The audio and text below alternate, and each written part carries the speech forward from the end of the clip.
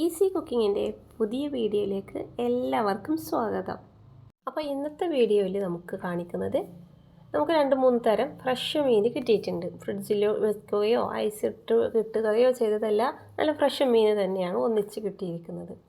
അപ്പോൾ നമ്മൾ ആദ്യം ഓരോ മീനും എടുത്തിട്ട് അതിൻ്റെ മുകളിലെ മണ്ണൊക്കെ ആദ്യം ഒന്ന് പോകുന്ന വിധത്തിൽ വെള്ളമൊഴിച്ച് കഴുകി, എന്നിട്ട് മീനിൻ്റെ ചേതമ്പലും അതുപോലെ തന്നെ സൈഡ് ഭാഗത്തെ ചിറകും വാലും തലയുടെ ഉള്ളിലൊരു ചെളുക്ക അങ്ങനെ പറയും ഇവിടെ, അതെല്ലാം കളഞ്ഞ് ഉപ്പിട്ടിട്ട് കഴുകി നന്നായി വെള്ളം വാരാൻ വേണ്ടിയിട്ട് നമ്മളെ മീനുകളൊക്കെ അരിപ്പ പാത്രത്തിൽ വെച്ചിട്ടുണ്ട്.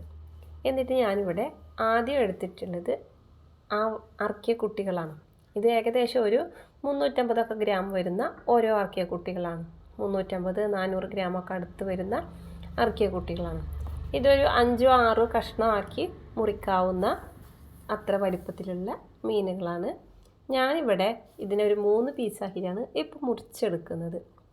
അതായത് നമ്മൾ എടുത്തു വെക്കാൻ ഉദ്ദേശിക്കുന്ന പാത്രത്തിൽ ഒതുങ്ങുന്ന വിധത്തിലാക്കിയിട്ട്. ഇനി ഇത് ഒട്ടും വെള്ളം ഇല്ലാതെ വെള്ളമൊക്കെ വാർന്നു പോയ ശേഷം നമുക്കൊരു ബോക്സിലാക്കിയിട്ട് മാറ്റി വെക്കാം.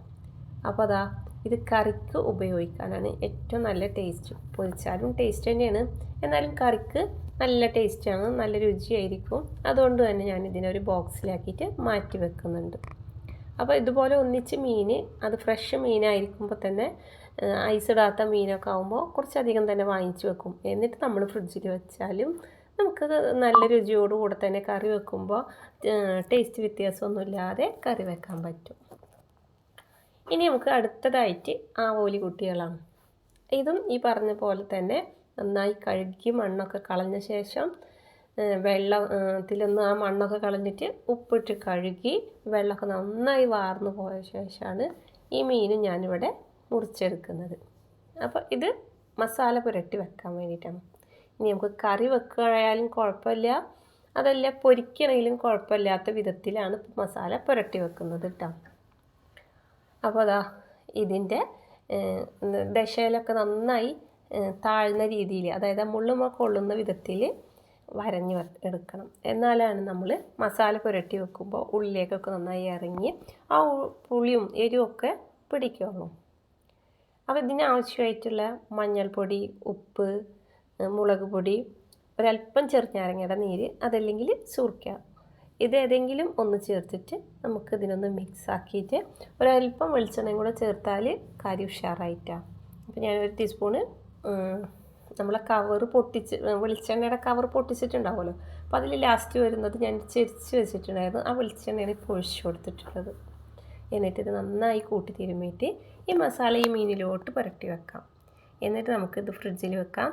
പൊരിക്കുകയാണെങ്കിലും കുഴപ്പമില്ല, നമ്മൾ ഏത് രീതിയിൽ കറി വെക്കുമ്പോഴും ഇതിൽ നമ്മൾ ഇഞ്ചി വെളുത്തുള്ളിയും ചേർക്കാത്തത് കൊണ്ട് തന്നെ നമുക്ക് ഏത് രീതിയിൽ കറി വെക്കാനും ഉപയോഗിക്കാം. കറി വെക്കാനായാലും പൊരിക്കാനാണെങ്കിലും ഇതിങ്ങനെ ഉപയോഗിക്കാം കേട്ടോ. അപ്പോൾ പ്രത്യേകിച്ച് രുചി വ്യത്യാസമൊന്നും വരില്ല. കറി വെക്കുകയാണെങ്കിലും ശരി, ആ മീനിൻ്റെ ഉള്ളിലേക്കൊക്കെ മസാല, അതായത് എരിവൊക്കെ ഇറങ്ങി ചെന്നിട്ടുണ്ടാവും. പിന്നെ കറിയിലൊരിത്തിരി മുളകിൻ്റെ അംശം കുറച്ചാൽ മതി. ഇനി ഇതും ഞാനൊരു ബോക്സിലേക്ക് മാറ്റി വെക്കാൻ പോവുകയാണ്. അപ്പോൾ ഈ രീതിയിൽ നമ്മൾ ഏത് മീൻ കിട്ടുകയാണെങ്കിലും മസാല പുരട്ടി ഫ്രിഡ്ജിൽ വെക്കാം. അതല്ല നമ്മൾ ഇന്നോ നാളെ എടുക്കുന്ന മീനാണെങ്കിൽ മസാല ഒന്നും പുരട്ടി വെക്കണ്ട. അധികം ദിവസവും ആളൊന്നുമില്ല, അതല്ലെങ്കിൽ നമുക്ക് ടൈമില്ല എങ്കിൽ ഇതുപോലെ ഉപ്പും മഞ്ഞൾപ്പൊടിയും ഒരല്പം വിനാഗിരിയും കുറച്ച് വെളിച്ചെണ്ണയും കൂടെ ചേർത്തിട്ട് മസാല തേച്ച് ഫ്രിഡ്ജിൽ വെക്കുകയാണെങ്കിൽ കുറച്ച് ദിവസം വരെ കേട് വരാതെ ഇരിക്കും.